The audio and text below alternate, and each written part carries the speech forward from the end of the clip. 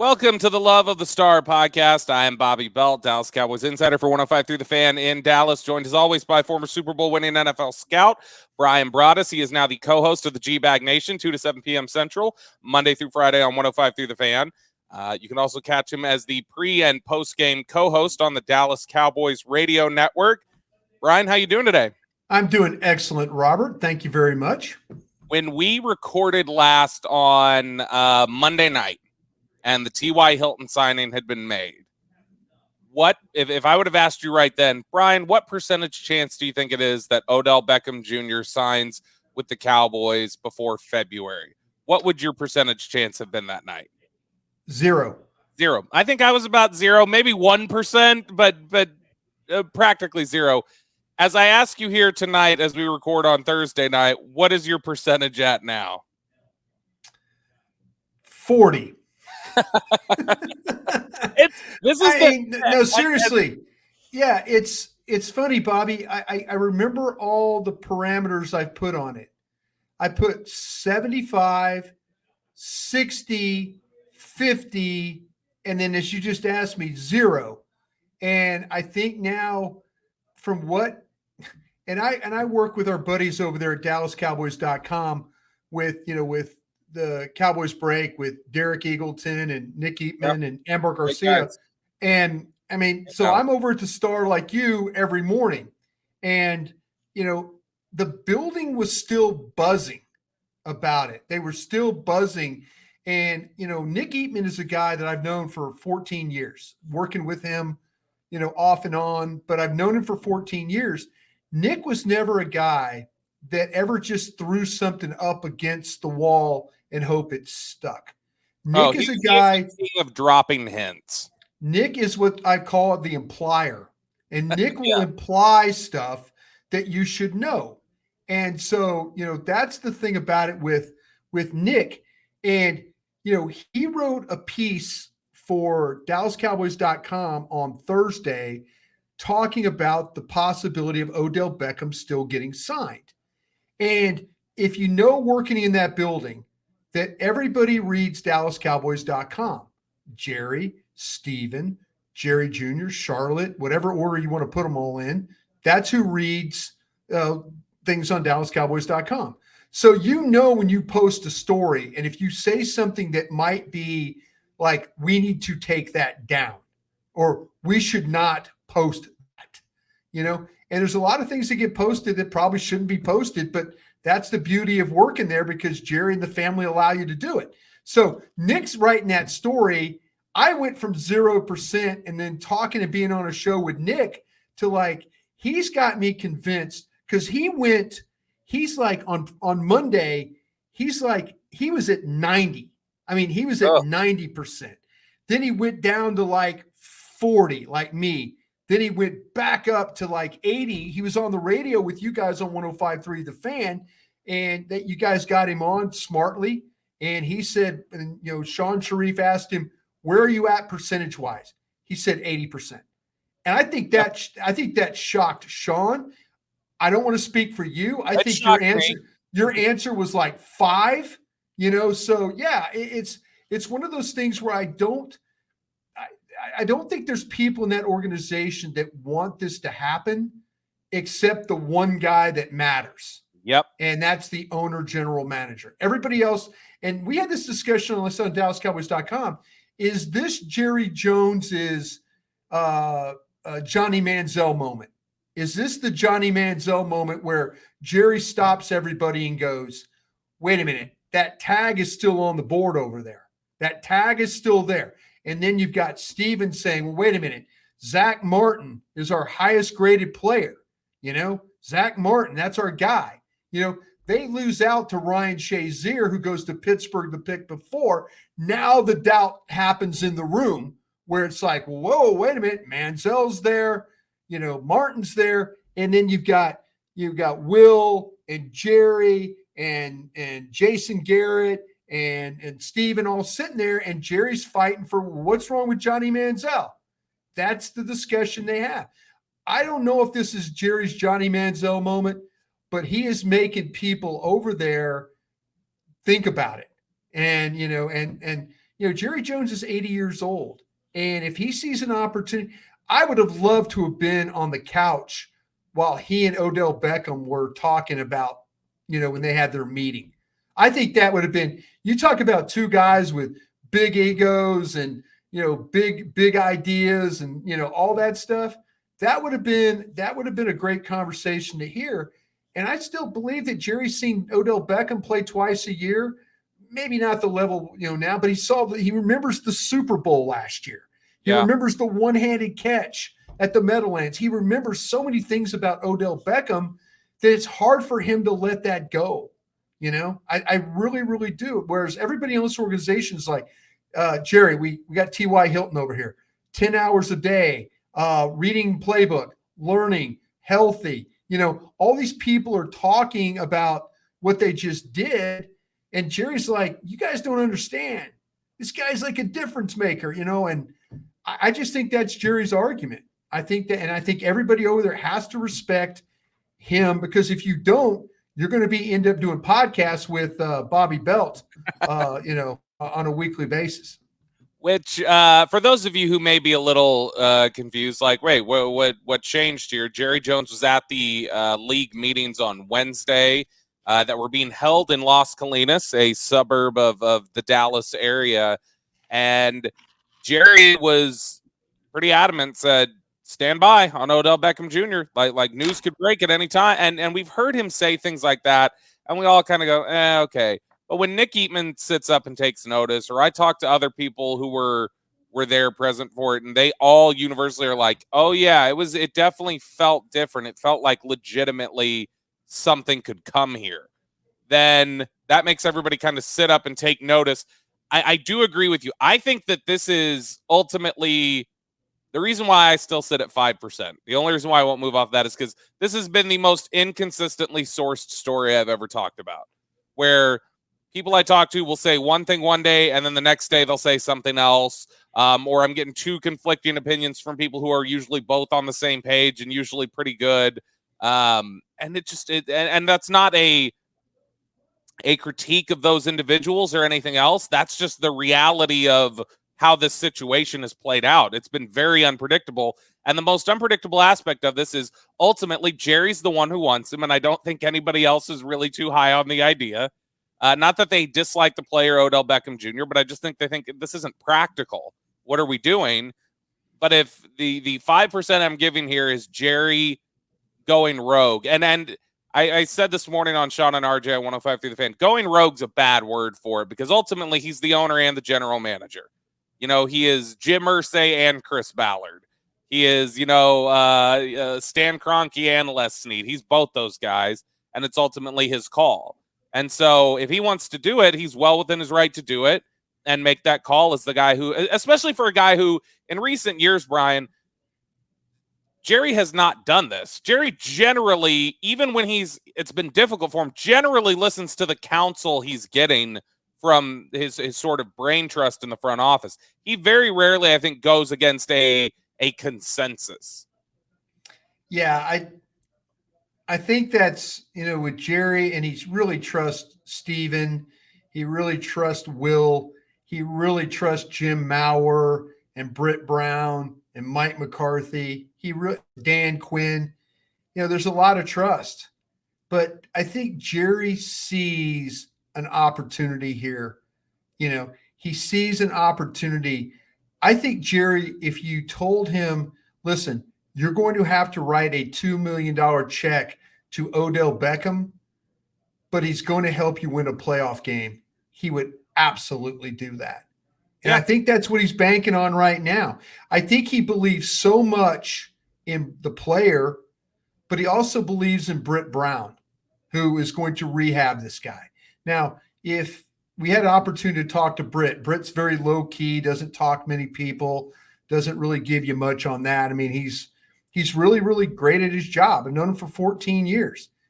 But I think Britt would tell you that he's probably running out of time. He's probably would tell you that, okay, I've got how much time till I have to get him ready for a playoff game? There's going to be a certain amount of time. I think the doctors and the trainers know that they're up against it, 6 to 8 weeks, probably, once they get him in. And He didn't sign this week, so they missed a week opportunity here. So, yeah, Jerry will write that check if he knows this guy will suit up and play for a game that can help him win and go on, or win it all. I think that's what Jerry looks at, and that's what he sees. And he has a lot of faith, like I say, in Britt Brown to be able to hard work, lay hands, and get the absolute best out of a rehab from Odell Beckham, where, quite frankly, people 1st of November, people like Jay Glazer saying, oh, he's been cleared, everything's ready to go.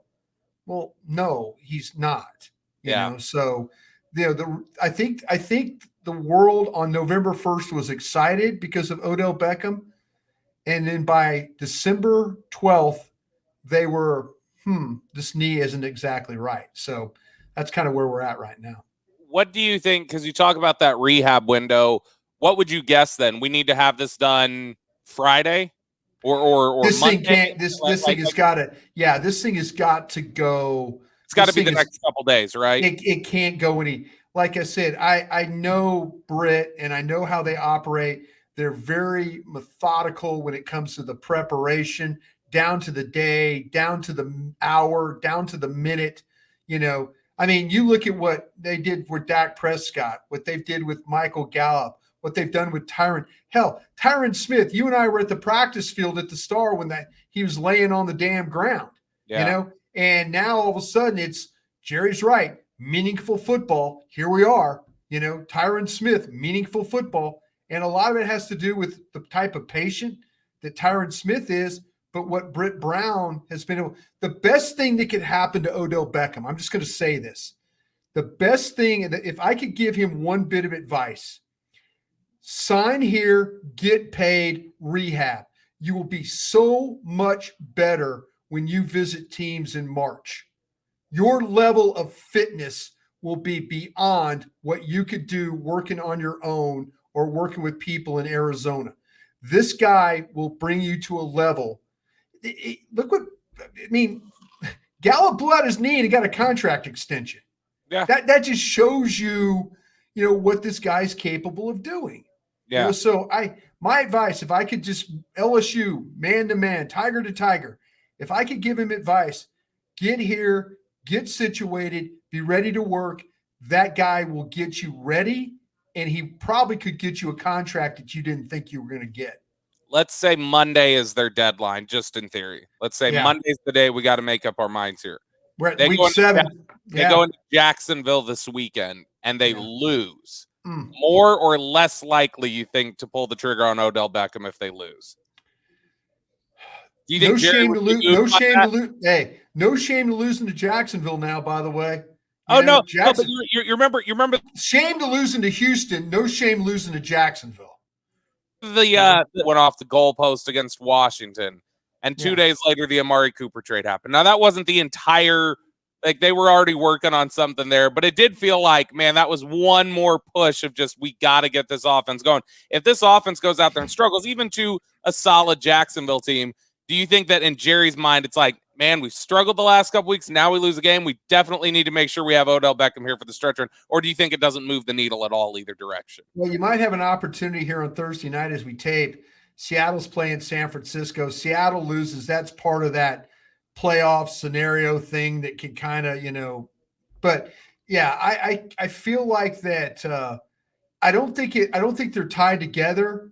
I just think it was like, if the offense goes out there and struggles and the receivers are bad and Dak has trouble throwing the ball and they really don't get T.Y. Hilton any opportunity or like that, there might be a little bit more of a push. But the push is it's 7 weeks away. I don't think they're tied together. I really, really don't.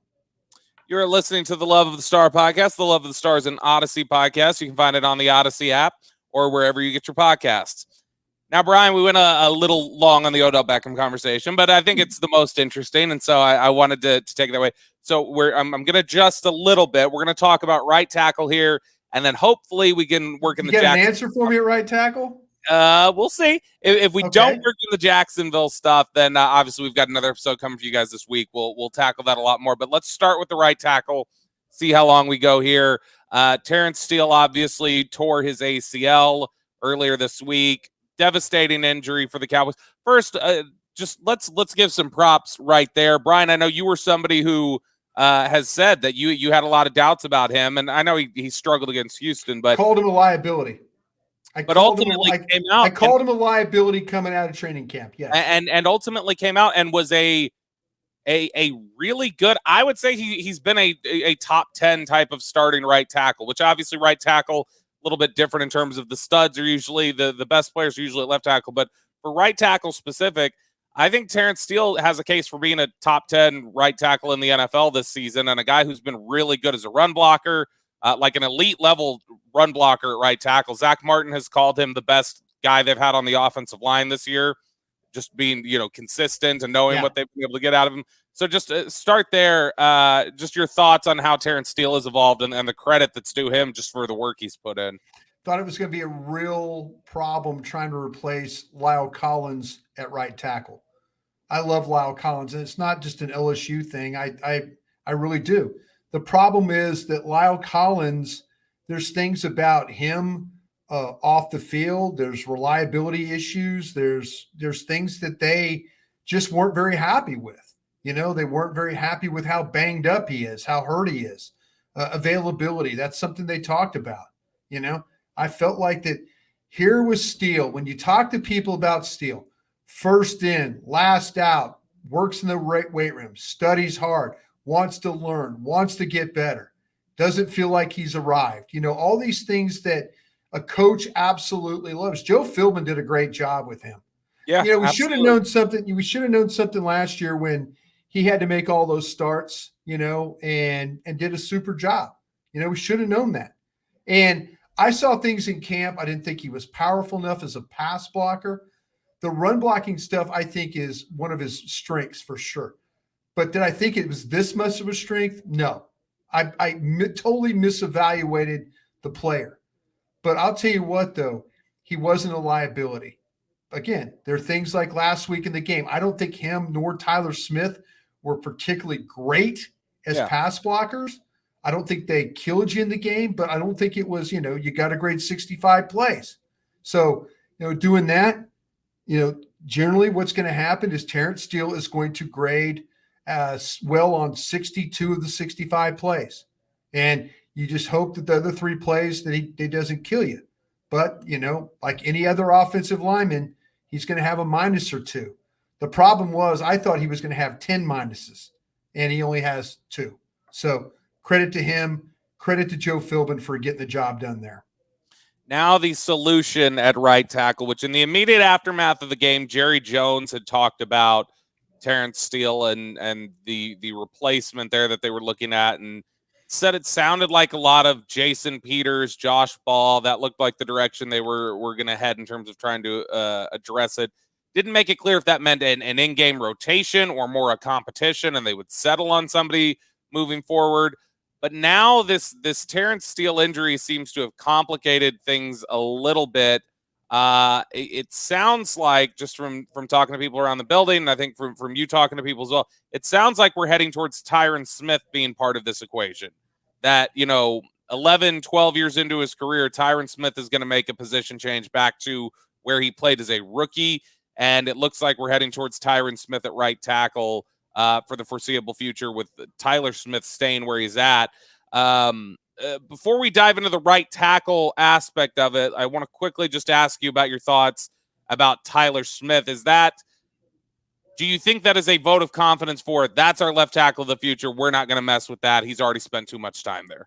Yeah, I really like how the way you kind of describe things, because I felt like that, man, me personally, I was thinking Tyron Smith at left tackle, transition him back in, and then put Tyler Smith at right tackle, working with Jason Peters in a way of a rotating, and then kind of giving Tyler Smith a little bit of a break.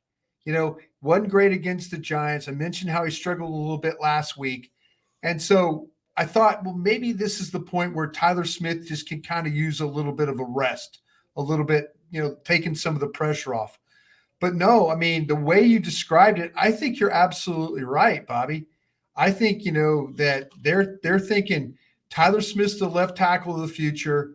You're starting to hear people talk about that Tyron Smith, as he's coming back after the injury to Peters, not Peters, to Steele, that Tyron Smith went to Joe Philbin and said, "Hey, listen, I'll be willing to play wherever you want to put me," knowing that Tyler Smith has busted his ass over there at left tackle to do the job. You talk about a vote of confidence.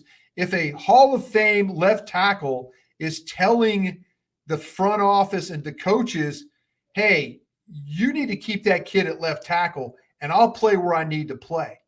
Man, you talk about now that's tremendous. So now we have to figure out what's the rotation at right tackle, this week, if that's the case. Now, the way you've laid it out for me, and correct me if I'm wrong, you sound like Jason Peters, Tyron Smith, and then Ball with some type of a rotation over there. Yeah. That's an interesting way of playing it. And I wouldn't be surprised. If it was, because I don't want 40-year-old Jason Peters having to play 70 plays is what I don't want. But Jerry Jones and Mike McCarthy both this week did give a vote of confidence. They did give a vote of confidence. If we need him to, we can. Okay, but you need to get Tyron Smith involved some way. Yes. So now this might be a way of Tyron Smith for some plays, Jason Peters for some few plays, and then if you need to use Josh Ball in the situation maybe to clean something up if the game's in good shape and you can move on, that kind of thing. Well, that makes a whole hell of a lot of sense. So, man, I like what you're saying. I think playing those three over there at some rotation might be the best absolute way of doing things. At least for right now. If that's what you're hearing, man, I know people have talked about, Tyron Smith and some of the things that he said. And, I believe that they're trying to figure that out. If you were working in the NFL in 1992, right? First year, 27 years old. So you may remember this because I know as a young lad, one of my quick sidebar, one of my the ways that I became really exposed to the NFL, Brian, was I was a big football fan when I was a kid, but when I was 7 years old, we had a neighbor who worked at Public Storage who somebody had abandoned their unit, and in that unit was a trash bag full of VHS tapes of like basically the 1990 through 95 seasons, every game that the Cowboys played. And it had news reports on a lot of these VHS from the week. So you'd see a bunch of Dale Hansen and Scott Murray and guys like that. And so I got a really good, not just education of those games and that era, but also you got the news reports on the side that filled in gaps that you wouldn't normally have unless you were living back then.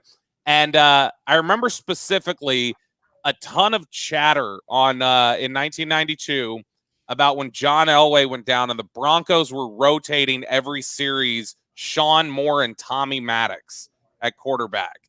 And they did that against Dallas and I think the Chargers. Which is the crazier idea, Brian? You were in the league then. You may remember that time when Dan Reeves tried that wacky idea. Which is crazier? Rotating two quarterbacks every series or just saying, let's rotate three tackles and see which one comes out ahead? You know what's funny? I could go all the way back to the 70s as a kid when Tom Landry shuffled Craig Morton and Roger Staubach in a game every other play. And there was a time when Tom Landry used to send the plays in with an offensive guard. So now it was a guard switching out every play. Like he would call the play, he would send it in.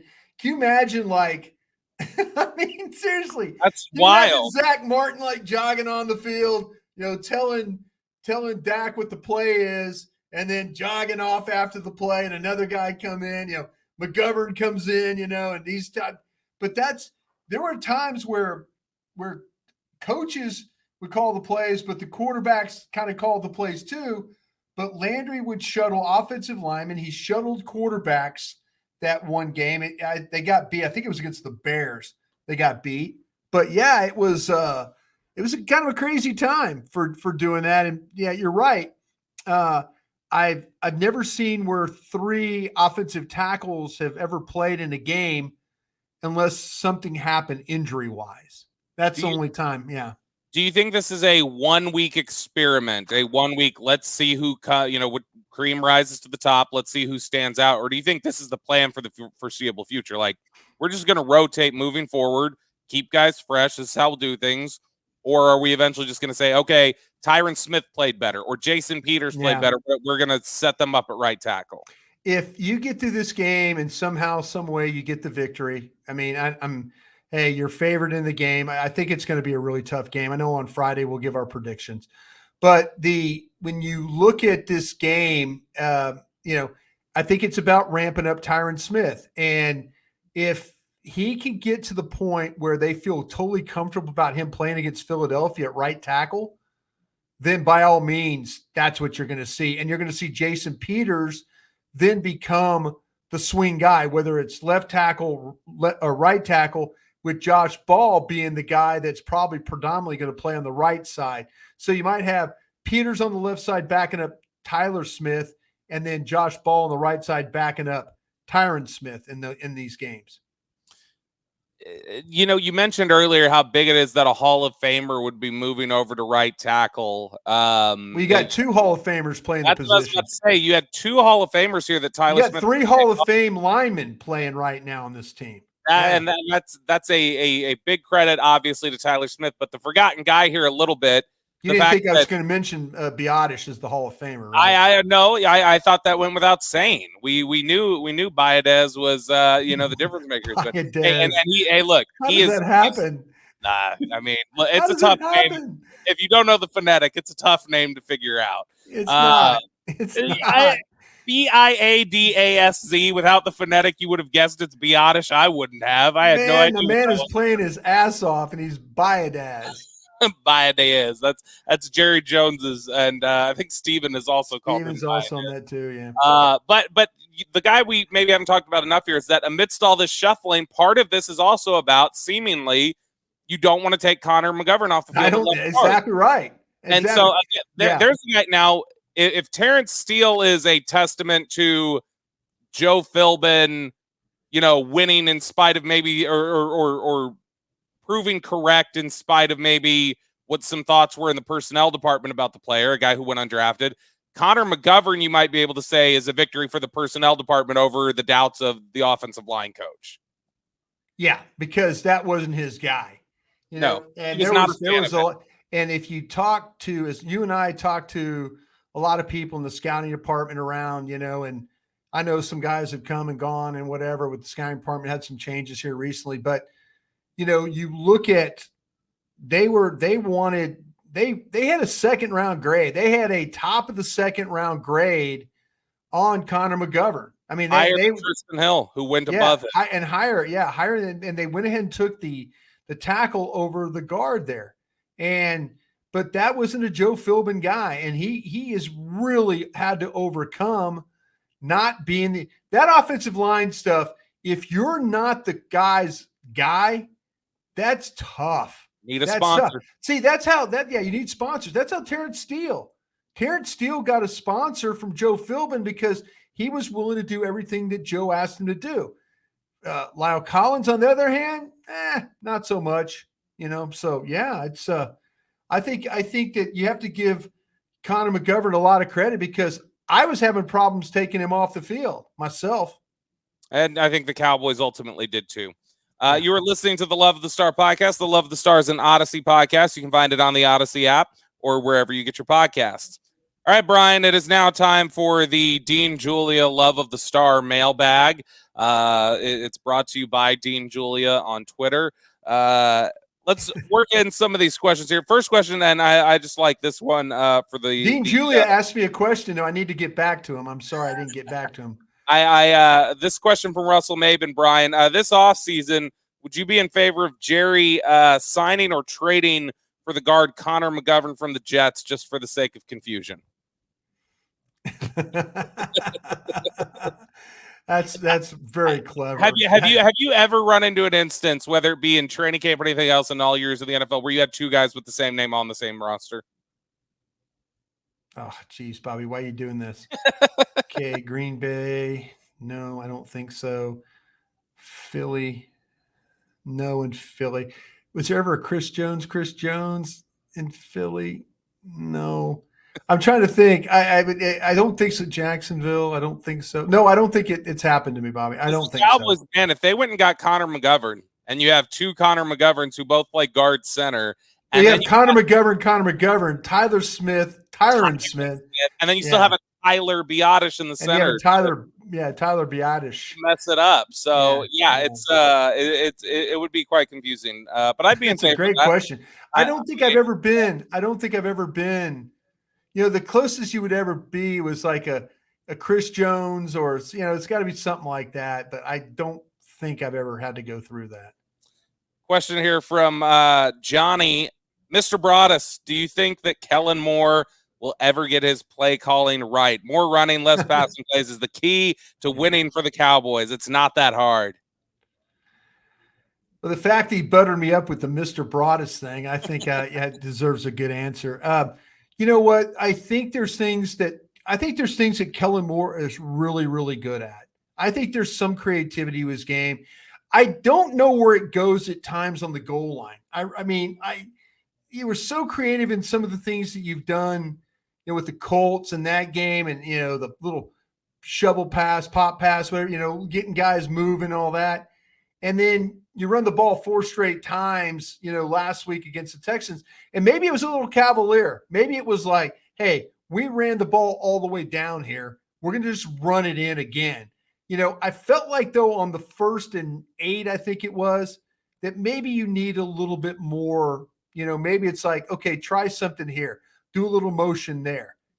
Heck, when they got down on the goal line, they threw the ball on the final drive. I was scared to death. I'm like, oh God, Dak, he's throwing in the middle, and you're thinking, don't get knocked in the air and all that. I was certain defensive tackle was going to put his hand up. I swear, I thought, I'm like, please don't. Like, Dak is falling down. He's throwing it sidearm. It's Gallup, who kind of is not really always going to snatch the ball in his hands. I'm worried about him. He's body catching it. He's going to the ground. It pops up off his body. All kinds of things were going through my head. But to answer the question, I think there's times he really, really is creative. And then there's times you point out where he runs, 3 hooks, or something that you're like, well, how is, no, you're not going to do that. I just think I wish they found a way to run screens better. This team can't run screens to save their ass. Well, honestly, I need to ask Kellen more about that on Monday. Well, please do. Or maybe you can ask Mike McCarthy on Friday, like, hey, what's the key to get the screen game going for you guys? Yeah. Because that's been a frustrating aspect. It's very frustrating because they were a good screen team in Green Bay. They've been a good screen team. So, to the question of Kellen, I do think there's some creativity there. And then other times I'm like, bro, what did someone turn your headset off? What's going on here? So I'd like to see a little bit more of that. I think we all would. Which, I've mentioned this before. I think you and I have talked about it during the offseason and stuff, is that there's a little bit of a reputation around the league from some folks who see Kellen Moore, who feel like when the field gets short, he just has trouble. He needs space to create. They feel like a lot of his creativity comes in space. And so when the field gets tight, he has trouble drawing some things up. And so that could very well be it. Or a quarterback that just fires it into the middle of the field, cover 2. That throw he made to Schultz. How he got away with it, and what a great throw. Yeah, absolutely. Question here from Tristan is, in the sample size that we've seen Kelvin Joseph, do you think he has an unfair reputation? Young corner who hasn't played a ton, is always in position and hasn't played terrible. I just feel like people are writing him off way too early. Before you chime in, Brian, I will say there's a huge, and has been for 2 years, a trust factor with Kelvin Joseph that the defensive coaching staff has been working on consistently, that they haven't dealt with other young corners. And so that's a major factor here, is that it's not there are young corner problems here, and he'll make a few knucklehead plays, but when it's compounded by some trust issues, that makes it all the much more worse. So I think that's part of what you're seeing there. I can't add any more to that. I think you got him nailed. Do you think he's played all right? I think he's been all right. I think that third down knockdown was good. I think that Dean Blandino put it pretty well in the game, that it was the long ball that went down the sidelines, I think was a drop. Ball hit the ground. I think he got worked on that one a little bit. I will say this, though. I feel better about the ball coming his way when it's running or thrown to him, just because I know he'll be physical and make a tackle. He won't shrink out there. He won't give ground. He won't fade into the bushes, like Homer Simpson, when the ball's coming his way. He won't fade into the bushes. So I'm okay with him, Bland, those guys being out there. Just keep letting those young guys play. They're going to make some mistakes. I think they're also going to make some big plays for you. Do you feel like Kelvin Joseph struggles a little bit with the Cheeto Awuzie disease?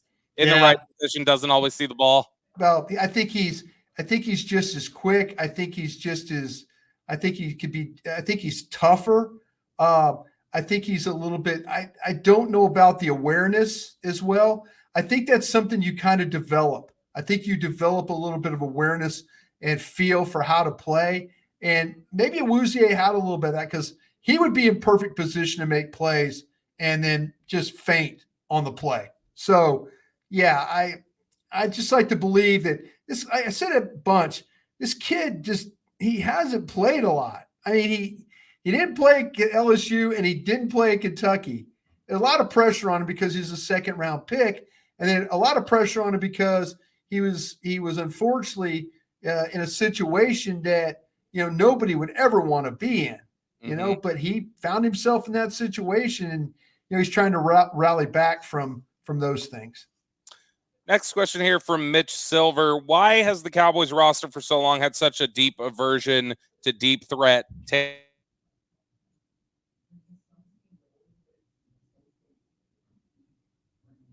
the top. Really the only notable one we've had. We really used like that here. Brian, Jalen Tolbert, I believe, was like a 4.48, 4.49 guy at the combine. That was the first one in 22 years. The Cowboys' first combine participating receiver in, I believe, 22 or 23 years that the Cowboys had drafted that had ran a sub 4.5 at receiver. So this has been a long-standing. I'm curious, when you were in the scouting department, was that ever an aversion? Like, was there any? Do you think that's just fluky? Because, 23 years is a pretty significant sample size to say that you draft anybody who ran under a 4.5. Yeah, it's kind of a strange thing. I know from my end of working on things, you were always looking for speed. Was short area quickness more important than long speed? Because of the offenses that we ran and stuff like that. With there was stuff with Bruce Coslett, because back in the day, Bruce Coslett, he had guys, he had the Chris Collinsworth and guys like that. I'm trying to think of the other ones. McGee, tight end. He had all these guys. I'm thinking of, was it Carl Pickens was also a guy? Carl Pickens, Darnay Scott. Yeah, he was dealing with some of that stuff. So, it was Darnay Scott. He had guys that were kind of down the field players. But I'm just trying to think of like the offense. Jack Riley. That was the Norv Turner offense, Ernie Zampese offense. It wasn't always about the vertical players. I think everybody would love to have receivers that can run and get vertical. I think that would help. But, they've had a situation too where when they want to throw the ball down the field, what have they had to do? They've had to run max protection. They have to keep tight ends and backs in order to even give it a chance to get down the field. So, I don't know. I'd like to believe that they would like to get a receiver that's got some vertical separation. I kind of felt like that maybe Michael Gallup was that guy, but I don't know if they want to throw the ball up down the field to him and have him get tangled up again. What happened to him with, the injuries. I'd heard some last week that James Washington was going to be a vertical player for them. Yeah. And he didn't really. Yeah. And now James Washington is just trying to hang on. You know what I'm saying? So absolutely. And by the way, while they haven't, like I say, while they haven't had sub 4.5 guys. For instance, Des Bryant was a 4.52 guy, but his 10-yard split, Brian, was 1.4 flat. Yeah. That's the 10-yard split of a guy running like 4.3 almost. And so they do like that. Did it in bad shoes on grass on a workout. It was weird day, but it was that about does it here for us on Love of the Star. We'll have another episode coming tomorrow. I promise we will do a full segment preview of the Jacksonville Jaguars. Maybe we'll get some great stories from Brian Broaddus about his time in Jacksonville. Anywhere you recommend I eat when I'm in Jacksonville this week? Do you remember any spots? Tell you what, haven't been down to Jacksonville since I went to Daytona for a car race, but that's still about 90 miles away. Any place, it depends on where you guys are staying. You staying downtown or where you staying? I can tell you right now where I'm staying. Whoa. Don't say it on the air. I'm not going to. I can give you a general idea. I believe we are staying. Yes, it looks like we're staying downtown. Okay. Well, yeah. Don't say the hotel. I said downtown. That's all I said. I wasn't going to read you the hotel name. I know that. Yeah. I believe we're staying downtown. Yes. You don't want to get in trouble. Yeah. I mean, downtown. There's a lot. There's a lot they've added to. Again, I haven't been to Jacksonville. I mean, we played one time there. Like what? 2006. You worked there too. Yeah, I did, but that was 1998. You think much has changed in Jacksonville in 24 years? I don't think so. Down on the water, there's some good things down there, though. I think they have an area with a bunch of restaurants and stuff. I can't remember what exactly it's called. But I'll tell you what, I'll call my buddy who's with the Jaguars. I'll get some places, and how about on Friday, I'll have some There we go. I'll have a mailbag question for you. Tomorrow we'll preview the Jaguars. We will also dive a little bit into Micah Parsons' Jalen Hurts comments and the Eagles being all pissed off about that. Didn't say anything wrong at all, that kid. He didn't. He was 100% correct. For Brian Broaddus, I'm Bobby Belt. We will talk to you guys again tomorrow.